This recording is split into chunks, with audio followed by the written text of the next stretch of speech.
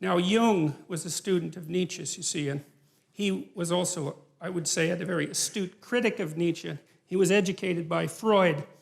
And Freud, I suppose, in some sense, started to collate the information that we had pertaining to the notion that people lived inside a dream. You know, it was Freud who really popularized the idea of the unconscious mind. And we take this for granted to such a degree today that we don't understand how revolutionary the idea was. Like with what's happened with Freud is that we've taken all the marrow out of his bones, so to speak, and left the husk behind. And you know, now when we think about Freud, we just think about the husk because that's everything that's been discarded. But so much of what he discovered is part of our popular conception now, including the idea that your perceptions and your actions and your thoughts are all, what would you say, informed and shaped by unconscious motivations that are not part of your voluntary control. And that's a very, very strange thing. It's one of the most unsettling things about the psychoanalytic theories, because the psychoanalytic theories are something like, you're a loose collection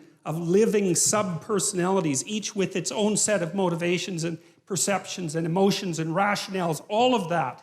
And you have limited control over that. So you're like a plurality of internal personalities that's loosely linked into a unity. You know that because you can't control yourself very well, which is one of Jung's objections to Nietzsche's idea that we could create our own values. See, Jung didn't believe that, especially not after interacting with Freud, because he saw that human beings were affected by things that were deeply, deeply affected by things that were beyond their conscious control.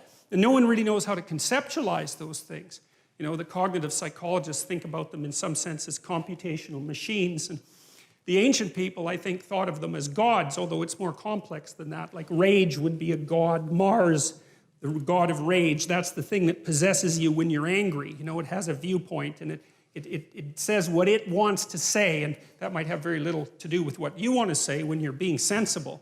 And it doesn't just inhabit you, it inhabits everyone, and it lives forever, and it even inhabits animals. And so it's this transcendent psychological entity that inhabits the body politic like a thought inhabits the brain. That's one way of thinking about it. It's a very strange way of thinking, but it certainly has its merits.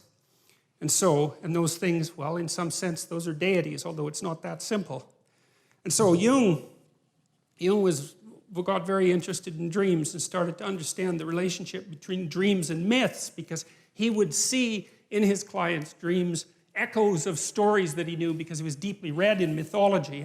And then he started to believe that the dream was the birthplace of the myth, and that there was a continual interaction between the two processes, the dream and the story, and storytelling. And, well, you know, you tend to tell your dreams as stories when you remember them. And some people remember dreams all the time, like 2 or 3 a night. I've had clients like that, and they often have archetypal dreams that have very clear mythological structures. I think that's more the case with people who are creative, by the way, especially if they're a bit unstable at the time, because the dream tends to occupy the space of uncertainty and to concentrate on fleshing out the unknown reality before you get a real grip on it. So it's like the dream is the birthplace of thinking.